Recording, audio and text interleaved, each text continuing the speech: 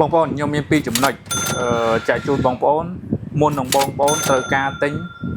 ដុំ Wi-Fi router ដើម្បីបំបែកនៅតាមផ្ទះ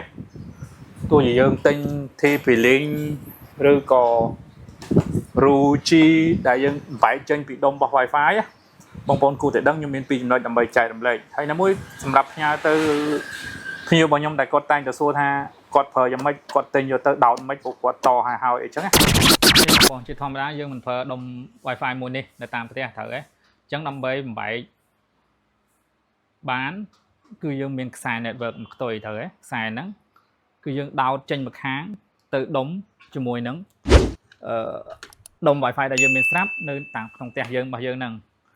ហើយមកខាងទៀតយើងមិនដោតចូលក្នុង Wi-Fi ដែលយើងបំបែកទិញត្រូវទេហើយការតឡើងការអីគាត់តែបងប្អូនប្រាប់ខ្ញុំទៅបងថតតែទិញពីខ្ញុំប្រាប់ខ្ញុំទៅខ្ញុំ set up ឲ្យហើយអញ្ចឹងណាអញ្ចឹងបងប្អូនគាត់តែយកខ្ទុយខ្សែ network មកទៅខ្ទុយនេះគាត់ដាក់ខាងដោតចូល port ដែលមានស្រាប់នៅក្នុង router ដែលយើងមានស្រាប់នៅផ្ទះហ្នឹងមកខាងទៀតយើងដោតចូលក្នុង port WAN នេះ port WAN អាក្រុមគេ port Q ដែលខ្ញុំពងដោតហ្នឹងគឺ port WAN ហ្នឹងអញ្ចឹងដោតប៉ុណ្ណឹងទៅគឺដើរហើយអញ្ចឹងណាបន្ទាប់ពីយើង set up ហើយចំពោះគុណសម្បត្តិនៃការធ្វើចំណុចទី1នេះបន្ទាប់ពីបងប្អូនទិញដើម្បីបំបែកណាចំណុចទី1នេះគុណសម្បត្តិរបស់វាទី1គឺងាយស្រួលអត់មានអីពិបាកទេបងប្អូនគាត់ទៅទិញយកទៅដល់ដោតគឺដើរអញ្ចឹងបន្ទាប់ពីបងប្អូនឲ្យខាងខ្ញុំ set up ឲ្យហើយដាក់ឈ្មោះដាក់ password ឲ្យហើយបងប្អូនទៅដោតអញ្ចឹងគឺដើរអត់មានញ៉ៃទេឬក៏បងប្អូន set ខ្លួនឯងក៏បានគឺបើទិញពីខ្ញុំគឺខ្ញុំ support អញ្ចឹងណាគុណសម្បត្តិរបស់វាគឺកន្លែងហ្នឹងគុណសម្បត្តិទីប៉ុន្តែវាមានគុណវិបត្តិធំមួយគឺកាលណាដែលយើងធ្វើរបៀបនេះអ៊ីនធឺណិតរបស់យើងគឺវាអត់សូវប្រសើរខ្លាំងទេហេតុផលដោយសារយើងបំបែកចេញពីដុំដែលតូចមានន័យថាដុំទី1ដែលក្រុមហ៊ុនអ៊ីនធឺណិត free នេះគឺដុំដែលមិនមានសមត្ថភាពធំឧបមាថាវាផ្ទុកបានតែ30 device អីទេហើយ RAM memory របស់វាហ្នឹងក៏តូចដែរអញ្ចឹងកាលណាតែ access នៅលើមិនថាទាញពីវាច្រើនគឺវាយឺតទោះជាយើងទិញដុំដែលថ្មីហ្នឹងធំក៏ដោយមានន័យថាអញ្ចឹងហ្នឹងគឺគុណវិបត្តិធំរបស់វាងាយស្រួលមែនប៉ុន្តែវាមានបញ្ហាដូចខ្ញុំរៀបរាប់មិញអញ្ចឹងណា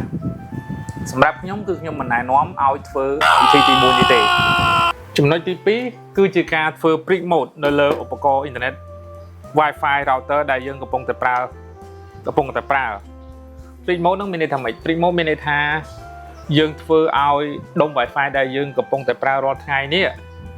លែងវាធ្វើការអីលែងធ្វើការងារអីឲ្យទៅធ្វើការងារនៅលើដុំថ្មីវិញអញ្ចឹងវាមានន័យថាវាចម្លងអ៊ីនធឺណិតទៅឲ្យដុំថ្មីដែលបងប្អូនបានទិញអញ្ចឹងណាអញ្ចឹងមានន័យថាអញ្ចឹងមិនមែនថាជប់ប្រើទេគឺនៅប្រើដោតភ្លើងធម្មតាប៉ុន្តែលែងមាន Wi-Fi បោះទៅឲ្យហើយអញ្ចឹងវាចម្លងអ៊ីនធឺណិតឲ្យដុំថ្មី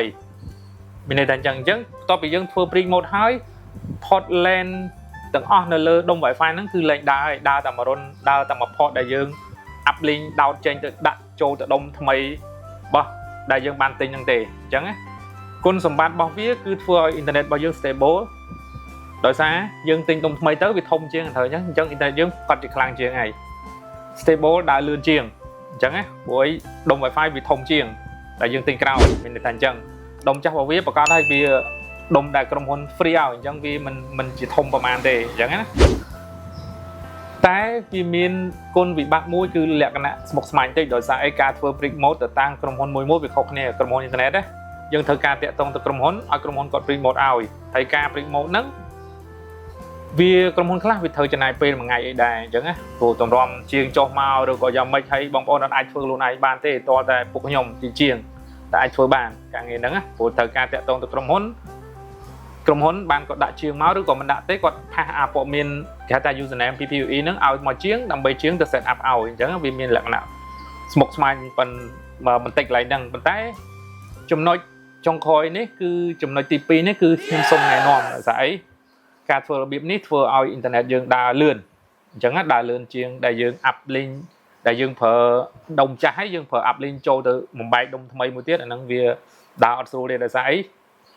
នេះខ្ញុំនិយាយឡើងវិញដោយសារអីដោយសារអាដុំមេរបស់វាហ្នឹងគឺតូចហើយអញ្ចឹងយើង up link ទៅអាដុំធំក៏វានៅតែអត់សូវខ្លាំងដែរអញ្ចឹងមានន័យថាប៉ុណ្ណឹងអញ្ចឹងអរគុណបងប្អូនសម្រាប់ការទស្សនាវីដេអូនេះបើសិនជាបងប្អូនមានតម្រូវការតាក់ទងជាមួយនឹងដុំ Wi-Fi router switch Ruchi APA បងប្អូនអាចតាក់ទងមកខ្ញុំបានខ្ញុំមានលក់តម្លៃធូរថ្លៃអរគុណច្រើនជម្រាបលាជួបគ្នានៅវីដេអូក្រោយទៀត